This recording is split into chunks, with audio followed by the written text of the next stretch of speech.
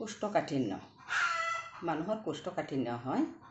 কোষ্ঠকাঠিন্য সাধাৰণতে মানুহৰ অধিক গৰম মছলাযুক্ত আহাৰ খোৱা, অনিয়মিত ভোজন, পানী কমকৈ খোৱা, চাহ কফি, উগ্ৰ মাদক দ্ৰব্য সেৱন, অজীৰ্ণ বস্তু খোৱা, উপবাসে কেইবাদিনো থকা, শাৰীৰিক পৰিশ্ৰম একেবাৰে নকৰা, মানসিক চিন্তা অধিক হোৱা, শৌচ ৰোধ কৰিবলৈ চেষ্টা কৰা আদি ইয়াৰ প্ৰধান কাৰণ। ৰোগৰ লক্ষণ: শৰীৰত বিভিন্ন ৰোগৰ উৎপন্ন হয়। শৌচ সহজে নহয়, শৌচ কঠিন হয়, গুচ্ছদ্বাৰত শৌচ লাগি ধৰে, পেটৰ বিষ হয়, ভোক কম হয়, অৰুচি ভাৱ হয়, টোপনি কম, বুকুত বিষ, মূৰৰ বিষ, জ্বৰ আদি লক্ষণে দেখা দিয়ে। তেনে ক্ষেত্ৰত আপোনালোকে 20 গ্ৰাম তিলৰ বাকলি এৰুৱাই সমান পৰিমাণৰ মাখন আৰু মিচিৰি মিহলি কৰি ৰাতিপুৱা খালে এই ৰোগ আৰোগ্য হয়।